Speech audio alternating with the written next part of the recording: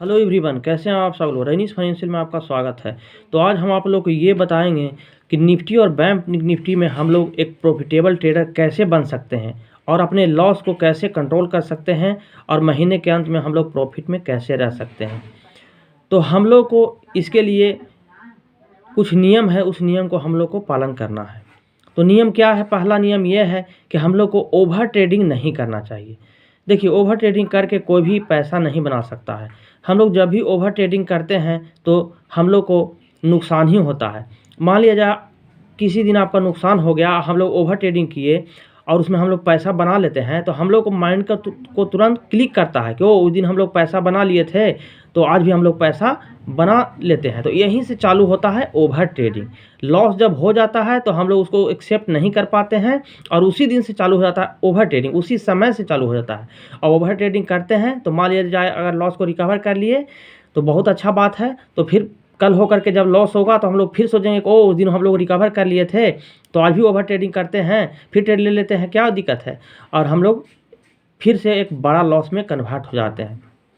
तो over trading करके हम लोग पैसा नहीं कमा सकते हैं मार्केट में। मार्केट में जब भी आप ओवर ट्रेडिंग करने जाइएगा, मार्केट आपको पैसा एक आध बार बना देगा, 2 बार बना देगा ओवर ट्रेडिंग करने से, लेकिन फिर पता लगेगा आपको कि एक तो इस तरह कैपिटल लेके चला गया या बहुत ज़्यादा आपको लॉस में कन्वर्ट कर दिया।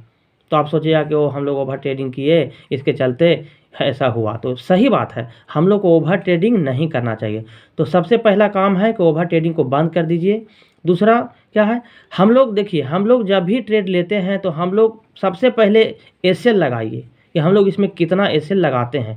जैसे मान लिया जाए कोई भी आप ट्रेड लिए, उसमें एसएल नहीं लगाते हैं, एसएल आपके माइंड में चलते रहे, अच्छा माइंड में है ना, इतना में हम लोग हट जाएंगे। लेकिन जब उतना पर आप प्राइस जाता है तो हम लोग हटते नहीं हैं, अच्छा थोड़ा सा और देख लेते हैं। लेकिन थोड़ा सा और के चक्कर में ज़्यादा चला जाता है। जब ज़्यादा चला जाता है तो आपको लगता है कि चलो इतना चल गया है, थोड़ा सा और चला जाएगा तो क्या दिक्कत है, कहीं रिकवर हो जाए। तो आपके सिस्टम में जो है आप लगाइए एसएल, माइंड में एसएल नहीं लगाइए, आप सिस्टम में एसएल लगाइए।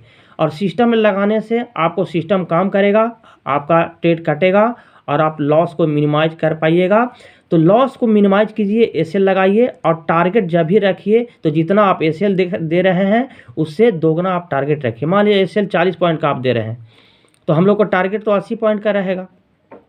अगर एसएल दे रहे हैं 40 पॉइंट का और टारगेट ले रहे हैं 30 पॉइंट पर निकल जा रहे हैं, 40 पॉइंट पर 50 पॉइंट पर निकल जा रहे हैं, तो क्या फ़ायदा है? कोई फ़ायदा नहीं है। महीना में 22 ट्रेडिंग सेशन होता है।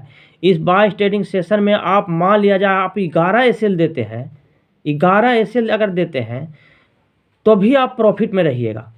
आपको 11 एसएल दिए और 11 आपका टारगेट हुआ, तो आपको समझ रहे हैं 40 एसएल दिए और 80 आपका टारगेट है, तो उसके अनुसार आप कैलकुलेट कीजिएगा तो आप प्रॉफिट में रहिएगा। इसलिए अगर मान लिया जाए हम लोग 14 एसएल दे देते हैं महीने में, 40 पॉइंट का 14 एसएल दे देते हैं और आपको 8 को टारगेट लेते हैं, तब भी आप प्रॉफिट में रहिएगा। तभी आप 100 पॉइंट, 80 पॉइंट, 100 पॉइंट प्रॉफिट में रहिएगा। तो इतना अगर आप प्रॉफिट में रहिएगा तो कम है, महीने के अंत में कम से कम प्रॉफिट में तो हैं, लॉस में नहीं ना है। तो इस तरह से हम लोग ट्रेडिंग करते हैं। तो सबसे पहले एसएल लगाइए और टारगेट से निकालिए, टारगेट से कम आप नहीं निकालिए, छोटा छोटा प्रॉफिट में आप नहीं निकालिए, टारगेट में निकालिए। और तीसरा क्या काम करना है, तीसरा काम करना है कि आपने अपने माइंड सेट को आप कंट्रोल में रखिए।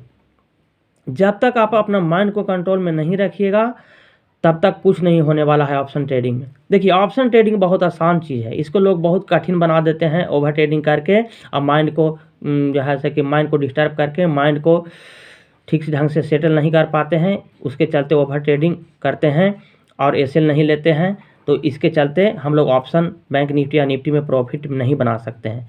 तो ये 2 काम आप लोग करिए, महीने के अंत में आप लोग देखिएगा कि आप प्रॉफिट में रहिएगा। मान लीजिए 1 महीना इस काम किए, एसएल दिए, तो आपको 50 पॉइंट मिला, 60 पॉइंट मिला, तो 60 पॉइंट कम है। 60 पॉइंट अगर 10 लॉट से हम लोग ट्रेड करते हैं तो महीने का 20,000 होता है। 60 गुने 25 कर दीजिए या 30 कर दीजिए, तो उस हिसाब से महीने का 20,000 होता है। तो 20,000 रुपये बहुत ज़्यादा रकम होता है। 20,000 कमाने के लिए आपको ग्रेजुएट होना पड़ेगा, सुबह 10 बजे से शाम 5 बजे तक आपको काम करना पड़ेगा और उसमें आपको माइंड भी काम करना, शारीरिक काम भी करना पड़ेगा, मानसिक काम भी करना पड़ेगा। लेकिन ट्रेडिंग एक ऐसा चीज़ है, ऑप्शन ट्रेडिंग एक ऐसा चीज़ है कि इसमें किसी से कोई मतलब नहीं है। अपने घर बैठे अपना ट्रेडिंग करते रहिए, बाहर कहाँ क्या क्या हो रहा है इससे कोई मतलब नहीं है। तो इसमें आप 20,000 रुपये का प्रॉफिट आराम से बना सकते हैं, बशर्ते मेरा ये जो बताए हैं रूल, इस रूल को आप पालन कीजिए, तो आप ज़रूर प्रॉफिटेबल में रहेंगे, प्रॉफिट में रहेंगे। तो धन्यवाद। मेरा वीडियो आप लोगों को कैसा लगता है तो आप लोग लाइक सब्सक्राइब करें, थोड़ा बेल आइकन भी दबा दें ताकि मैं अगले वीडियो बनाता रहूं। धन्यवाद।